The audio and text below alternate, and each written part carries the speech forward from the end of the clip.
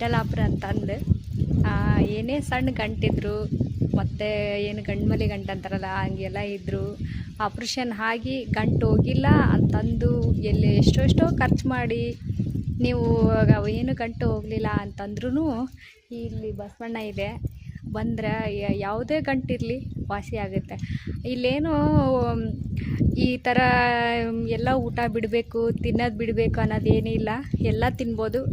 ಆದರೆ ಬೆಂಡೆಕಾಯಿ ಹಿಂಗೆ ಬಿಟ್ಟು ಮತ್ತು ಇನ್ನೊಂದು ಏನಪ್ಪ ಅಂದ್ರೆ ಇಲ್ಲಿ ಖರ್ಚು ಮಾಡೋಂಥದ್ದು ಏನಿಲ್ಲ. ಹಣ್ಣುಕಾಯಿ ಸತನೂ ತರಂಗಿಲ್ಲ. 10 ರೂಪಾಯ್ದು ಇಲ್ಲೇ ಪಳಾರ ಕೊಡ್ತಾರೆ. ಇದೇ ಊರಾಗ ಪಳಾರ ತಂದರೆ ಮುಗೀತು, ಮತ್ತೇನು ಖರ್ಚಿಲ್ಲ. ಇಲ್ಲಿ 3 ವಾರ ಬರಬೇಕು. ಫಸ್ಟ್ನೇ ವಾರ ಸಂಡೇ ಬರಬೇಕು, ಮತ್ತು ನೆಕ್ಸ್ಟ್ ವಾರ ಗುರುವಾರದ ಅವ್ರ ಕೈಯಾಗ ಅಮೌಂಟ್ ಕೊಟ್ಟೋದ್ರೆ ಅವರೇ ಎಲ್ಲ ಪೂಜೆ ಗೀಜೆ ಮಾಡ್ಕೊತಾರೆ.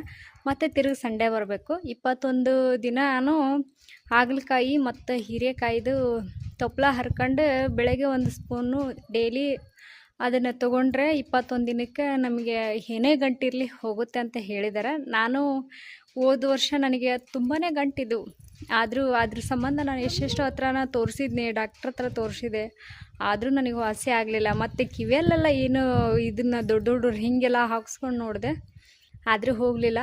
ಯಾರೋ ಒಬ್ಬರು ಹೇಳಿದ್ರು ನನಗೆ, ಇಲ್ಲಿ ಹೋಗ್ರಿ ನಿಮ್ಗೆ ವಾಸಿ ಆಗುತ್ತೆ ಅಂತ. ನಾವು ಇಲ್ಲಿ ಬಂದ್ವಿ.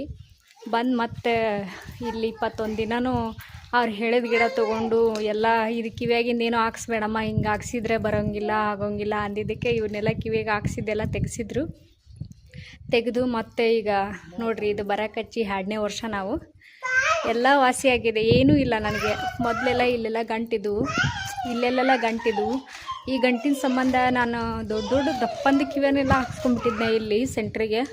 ಅವಾಗೆಲ್ಲ ತುಂಬ ತ್ರಾಸಾಗ್ತಿತ್ತು, ತುಂಬ ನೋವಾಗ್ತಿತ್ತು. ಅದೆಷ್ಟು ನೋವು ಅಂದರೆ ಅದು ಹೇಳೋಕ್ಕೆ ಆಗ್ತಿಲ್ಲ. ಆ ಥರ ಏನಾದರೂ ಗಂಟಿತ್ತು ಅಂದರೆ ಇಲ್ಲಿ ಬರ್ರಿ. ಇವ್ರ ನಂಬರ್ ನಾನು ನಿಮಗೆ ಮೆನ್ಷನ್ ಮಾಡಿರ್ತಾನೆ. ಇದು ಹಳ್ಳಿಯಲ್ಲಿದೆ, ವಿಠಲಾಪುರ ಅಂತಂದು. ಊರು ಬಿಟ್ಟು